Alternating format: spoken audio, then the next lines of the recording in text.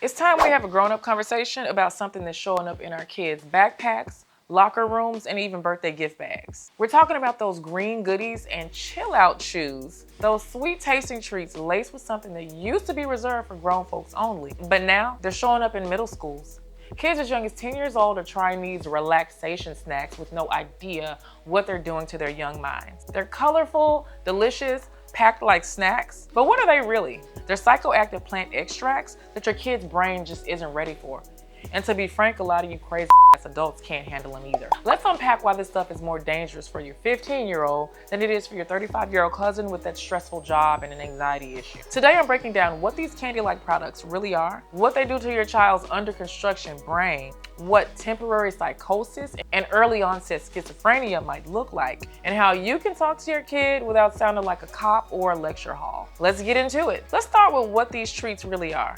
You've probably seen them. Gummies, cookies, colorful pens with cartoon packaging. They taste like tropical fruit. They even smell like bubblegum. Some even look like name brand candies that you pick up at the corner store. But hidden in these snacks are chemicals derived from a certain leafy green plant, one that used to be illegal just about everywhere. Today, those plant-based extracts, let's call them buzz juice and chill drops, are showing up in everything. And while some adults use them for legit reasons like pain relief or anxiety, we need to talk about what happens when kids with brains still under construction start indulging. Now let's clarify something a lot of adults don't even know. There's a difference between buzz juice and chill drop. Buzz juice is the one that gets people elevated. It impacts mood, memory, perception, and coordination. Chill drops don't give a high, but they do act on the brain. People use it for anxiety, inflammation, and sleep, and a lot of other uses as well. But here's the kicker. Even just chill drops in high doses can affect developing brains in ways that we're still just now learning about. And spoiler alert, the labeling on these candy-style treats is often wildly inaccurate. That 10 milligram gummy might actually be 40 milligrams. Your kid could be taking adult strength servings with zero warning. This part might blow your mind, no pun intended. Everybody has what's called an endocannabinoid system. It's like a Wi-Fi network in your body that helps to regulate mood, appetite, memory, sleep, and immune function. It's natural and essential. But here's where it gets messy. When you flood that system with artificial chemicals like buzz juice, it hacks the signal. In a teenager, that system is still getting calibrated. So introducing outside substances is like trying to rewire a house while the electrician is still inside doing their job. In other words, you're interrupting development mid-process. That interruption can lead to emotional instability, memory gaps, anxiety attacks, and in extreme cases, psychosis. Now here's the kicker, as if I haven't said enough already. For most people, those symptoms fade after a few hours or days. But for some teens, they don't. Let's talk science for a minute. And don't worry, I'm going to keep it simple. Your teenager's brain isn't finished cooking yet. The part that helps them make smart choices, assess risk, regulate emotion, that's called the prefrontal cortex. And it's one of the last parts of the brain to fully develop, sometimes not until 25 years old. Meanwhile, the emotional center of the brain, the amygdala, fully operational. That means they feel things strongly, but they don't yet have the tools to manage those feelings responsibly. Now imagine tossing buzz juice into the mix. It interacts with the receptors in their brain that control mood, memory, sleep, coordination, and a whole lot more.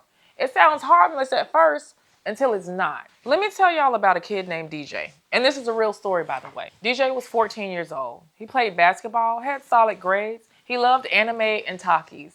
One day he got a gummy from a friend, and it had a cartoon alien on the front and it smelled like peach ring. He thought he was being grown, but within an hour he was crying and shaking and locked in the school bathroom, having a full-on panic attack. His parents thought he was just stressed, but after weeks of paranoia and hearing things that weren't really there, DJ had to be hospitalized. They said he had a substance-induced psychotic break. Now at 17, he's stable but still dealing with triggered symptoms that might never go away. That one gummy changed the course of DJ's teenage years. And here's where it gets even more serious. If your family has a history of mental health issues, especially schizophrenia, bipolar disorder, or extreme anxiety, introducing buzz juice or anything into a young person's system can activate those dormant genes.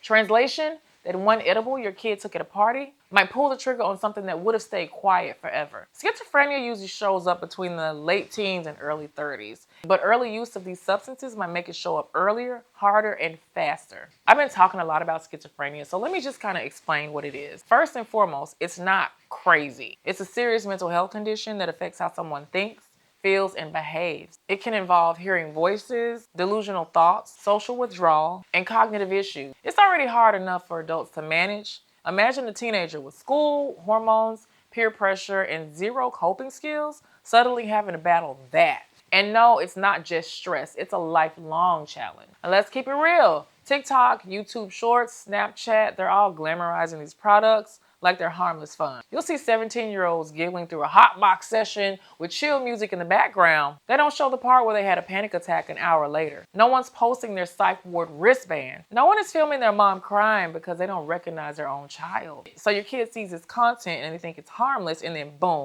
they're in a situation that neither one of y'all are ready for. Let's run through some myths. It's natural, so it's safe. Hemlock is natural, so is poison ivy. At least they're not drinking and doing the hard stuff. Early use of green goodies can actually increase the risk of moving on to riskier behaviors. It's not harmless, it's a gateway to disassociation. I did it in college and I turned out fine. You weren't 13 and the stakes are different. And your brain was basically done baking. And if we keep it all the way real, something's kind of off about you too, right? If you're wondering whether your teen might be experimenting, look out for new snacks with cartoonish packaging, vapes that smell like candy, and changes in sleep, motivation, and their social behavior. Also, episodes of extreme paranoia or disconnection from reality. And listen, you gotta trust your gut. Don't wait for the perfect moment to talk to them about it. And if you see something that's off, start the conversation with love and curiosity. Okay, now the part that you've probably been waiting for. How to actually talk to your kid about this without them tuning you out or simply just lying. Be curious but not accusatory. Ask questions like, have you ever heard of these gummies? Or do your friends talk about them? Even you can try, have you seen these around school? That opens up dialogue and might lead to a conversation. And share real science. Validate their intelligence. Teens don't like being spoken down to. In fact, they love being talked to like they're adults. So show them the research. Let them feel smart for knowing. Teach them what's happening in their brain. Use analogies like buzz juice before your brain is done developing. It's like pouring hot sauce into a cake that's still baking. You'll mess up the final product. And use your own vulnerability. And be honest with them and tell them you didn't know this stuff could be dangerous either. That builds trust. Don't lecture. Nobody likes a lecture. Don't threaten. Don't shame. The goal is not to scare them, it's to equip them. And here's a tip. Don't talk when you're mad. Pick a chill moment, maybe during a car ride. And a car ride is a great idea because did you know that teenagers tend to talk more and be more receptive to communication when they're facing forward? There's literal scientific research to prove that. So let's wrap this up because this is getting kind of long. This isn't about shame, it's not about punishment. It's about awareness and protection. The world our kids are growing up in is loud and fast and filled with traps disguised as trend. But don't talk to them out of a place of fear. Do it with intention and information. And here's the truth, y'all. These products aren't going anywhere. The packaging is getting cuter, the flavors are getting sweeter, and the access is getting easier. But so is the education, if you're willing to have these conversations. As their caretakers, our job isn't to lock them in the house until they're 25. I know we wish we could do that. But it's to teach them how to move smart in a world that prioritizes profit over safety.